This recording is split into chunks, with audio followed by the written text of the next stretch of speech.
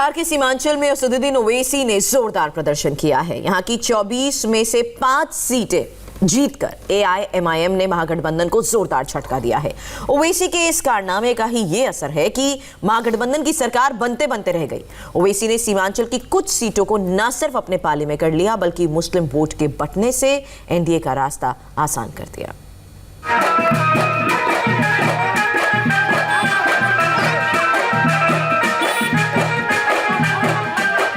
नतीजा बिहार में आया और इसका जश्न हैदराबाद तक मनाया गया। बिहार चुनाव में असदुद्दीन ओवैसी की पार्टी एआईएमआईएम ने ऐसा कमाल किया कि बड़े बड़े राजनीतिक धुरंधर भी देखते रह गए।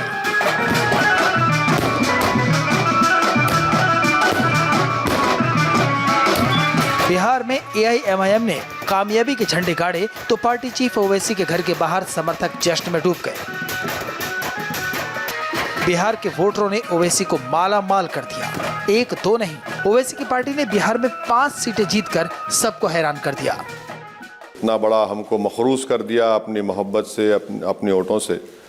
अब हमारी सिर्फ कोशिश यही होगी कि हम उनकी उम्मीदों पर उतरे और हमने जो वादे किए उसको पूरा करने की हम कोशिश करेंगे। यकीनन हमारी पार्टी के लिए एक बहुत बड़ी कामयाबी है।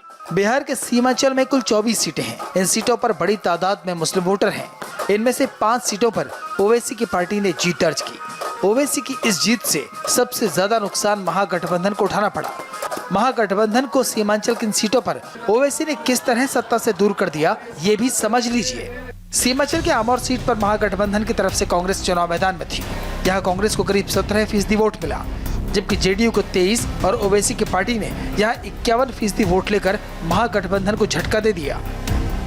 इसी तरह सीमांचल की कोचाधामन सीट पर आरजेडी को 16% वोट मिले, जेडीयू को 27% और ओवैसी की पार्टी 49% वोट लेकर जीत गई।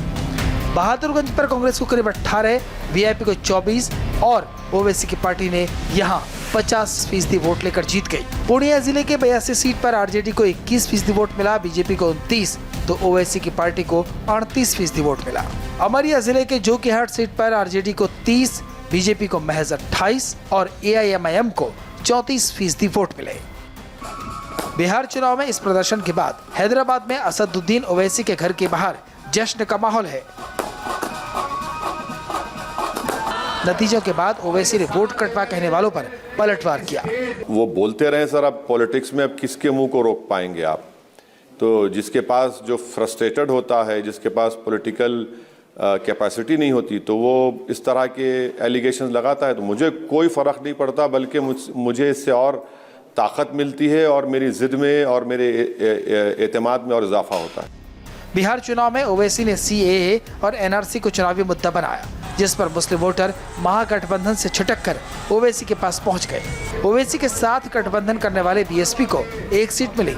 इस जीत के बाद ओवैसी ने बंगाल चुनाव में भी उतरने का ऐलान कर दिया है। बंगाल के हमारे जो पार्टी के यूनिट के जिम्मेदारान हैं, उनसे बातचीत करेंगे और उनसे पूछेंगे कि वो कितना ज़मीन पर ताकतवर हैं, कितने वो कैपेबल हैं, और अगर वो हमको कॉन्फिडेंस दिलाएंगे और उनके पास उतना कैपेबिलिटी है तो यकीनन अच्छा फैसला लेंगे। ओवैसी की जीत और उसके समर्थकों के चुनाव मैदान में आने से मुस्लिम वोटों में बिखरा हुआ। इसका सीधा नुकसान महागठबंधन और फायदा एनडीए और खासकर बीजेपी को मिला। लिहाजा इन सीटों पर बीजेपी ने जबरदस्त जीत दर्ज की। अब ओवैसी के निशाने पर बंगाल है। देखना दिलचस्प होगा कि बंगाल में ओवैसी ममता का कितना खेल बिगाड़ते हैं। और पटना से कुमार सोनू हमारे साथ लगातार बने हुए हैं। कुमार, बीजेपी मुख्यालय में जश्न की तस्वीरें आ रही हैं, लेकिन एआईएमआईएम ने कितना नुकसान किया, सिर्फ महागठबंधन को ही नहीं बल्कि जेडीयू को भी। क्या जेडीयू जो पीछे रह गई इसकी वजह एआईएमआईएम भी है?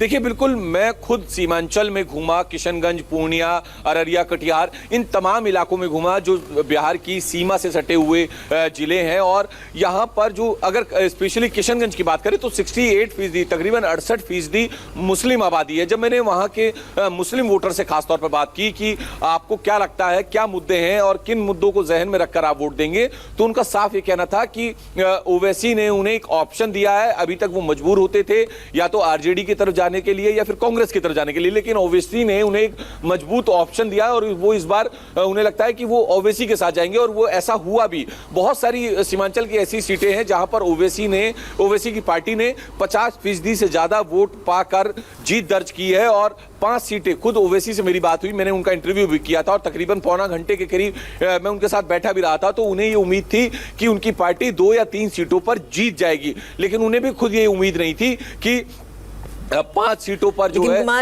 सबसे बड़ी बात यह है कि ओवैसी की यही रणनीति काम आई है और यही वजह है कि वो आरजेडी के उन ट्रेडिशनल वोटर्स पर सेंध लगाने में भी कामयाब रहे, क्योंकि यहां लोगों को एक ऑल्टरनेट मिला।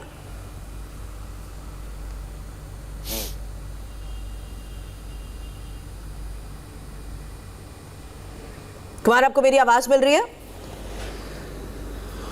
जी सुरभि, अपना सवाल दोहरा दें प्लीज। कुमार, जिस तरह से हम कल भी इस बात का जिक्र कर रहे थे कि किशनगंज में तो भले ही 67% वोटेज रहा हो, लेकिन बाकी जगहों पर भी 30, 35, 38% मुस्लिम वोटर्स रहे हैं। यही रणनीति थी ओवैसी की भी कि जो ट्रेडिशनल वोटर्स हैं, जो हमेशा आरजेडी के साथ जाते हैं, उसमें सेंध लगाई जाए और यही वजह है कि वो एक बड़े ऑल्टरनेट के तौर पर लोगों के बीच गए। देखिए, बिल्कुल आपने ठीक कहा सुरभि, क्योंकि जैसे मैंने कहा किशनगंज में 68% है, इसके अलावा अररिया या फिर पूर्णिया की हम बात करें, हालांकि पूर्णिया जो है बीजेपी का गढ़ माना जाता है, इसके अलावा कटिहार की अगर हम बात करें तो वहां पे मुस्लिम वोटर्स किशनगंज के मुकाबले कम है, लेकिन अगर जीत का आंकड़ा देखें तो वहां पर भी 30%, 34%, 35% के साथ जो है वोट पाकर MIM के पार्टी के जो कैंडिडेट हैं उन्होंने जीत दर्ज की है। तो नुकसान जो है सबसे बड़ा इसमें जो महागठबंधन है उनको हुआ है। आप सोचिए कि MIM के जो कैंडिडेट हैं उनको पूरे बिहार चुनाव में महज 5% से ज्यादा ही वोट मिला, तकरीबन 5.5% के करीब वोट मिला, जबकि आरजेडी और जो कांग्रेस है उसका वोट शेयरिंग काफी ज्यादा था, इससे काफी ज्यादा था, लेकिन बावजूद इसके वो जो है वहां पर फेल हो गए और MIM ने, या कहें कि ओवैसी ने महागठबंधन का जो पूरा खेल था बिहार की राजनीति में वो बिगाड़ कर रख दिया और एक बार फिर उन्हें विपक्ष में लाकर बिठा दिया।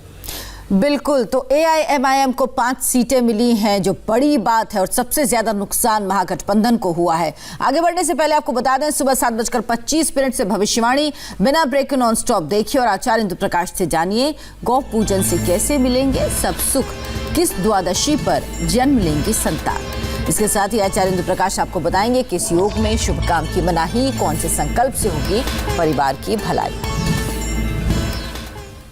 जल्द लौटेंगे ब्रेक के बाद। देखिए, बिहार में जीत के बाद दिल्ली में बीजेपी ने कैसे की है जश्न की तैयारी।